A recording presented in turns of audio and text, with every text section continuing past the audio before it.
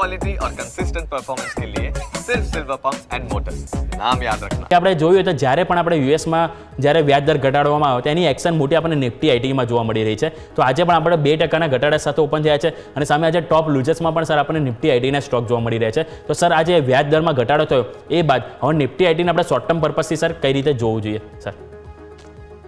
જેમથી ગઈકાલના means કે આપણે જે લાસ્ટ શો કર્યો ત્યારે જ તે મેં સોમવારે ઇન્ડિકેટ કર્યું હતું કે થોડો ટાઈમ છે પ્રોફિટ બુક કરવાનો છે યુએસ ડ્રિવન ફંડામેન્ટલમાં, પર્ટિક્યુલર ફાર્મા આઈટી સ્ટોક છે, મેટલ સ્ટોક્સમાં પણ મેં ત્યારે ચર્ચા કરી હતી. બેઝિક આ જ રીઝન હતું.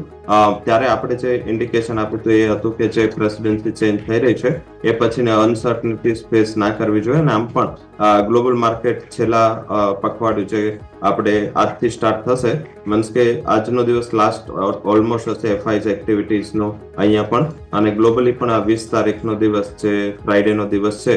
એ પછી 2 વીક માટે એફઆઈઝ એફડીઆઈ એક્ટિવિટીઝ થોડી સ્લો ડાઉન થશે.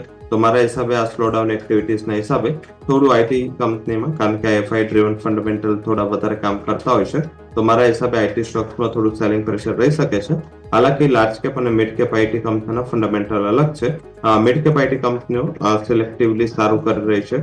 અર્નિંગમાં પણ તમે જોશો તો ક્લિયરલી બધી જ મિડ કેપ કંપનીઓએ લાર્જ કેપ કંપનીઓના પરફોર્મન્સને આઉટપેસ કર્યું હતું. આજે આઈટી કંપની માટે સેકન્ડ મહત્વનું રીઝન એ છે કે આજે એસેન્ચરના પરિણામો આવવાના છે.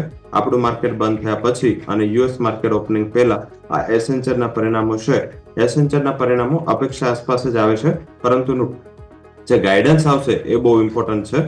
અને એમાં પણ યુએસમાં બદલતી ઇન્ટરેસ્ટ રેટની પરિસ્થિતિ અને યુએસમાં બદલતા ગવર્મેન્ટ, આમાં આ એસેન્ચર આ પહેલી કંપની રહેશે કે જે ઇન્ડિયન આઈટી કંપની જેવું સ્ટ્રક્ચર ધરાવે છે અને પોતે આજે ગાઈડન્સ આપશે.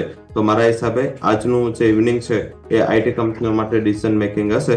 મારા મત મુજબ જે પરિસ્થિતિ અત્યારે માર્કેટની છે એ આધારિત બહુ ડવિશ ગાઈડન્સ નહીં હોય. આઈ થિંક કે એસેન્ચર છે પોતાના ગાઈડન્સ સારા આપશે. જો ગાઈડન્સ સારા આપશે તો નિયર ટર્મમાં કોઈ વધારે ફરક નહીં પડે, પણ મારા હિસાબે સ્ટોક સ્પેસિફિક આઈટી કંપનીઓમાં પ્રોફિટ બુક કરવાનો સારો ટાઈમ છે. હજી પણ આઈટી સેક્ટર બીજા બધા સેક્ટરની વર્સિસ આઉટ પરફોર્મર છે, તો ત્યાં નફો બાંધવો જોઈએ. જ્યાં સબસ્ટેન્શિયલ ગેઇન છે, લાઈક કોફોર્સ, પર્સિસ્ટન્ટ, એમ્ફાસિસ, આ બધી કંપનીઓમાં સબસ્ટેન્શિયલ ગેઇન મળ્યા હશે, તો આઈ થિંક ત્યાં એકવાર નફો બાંધવાનો સારો સમય છે.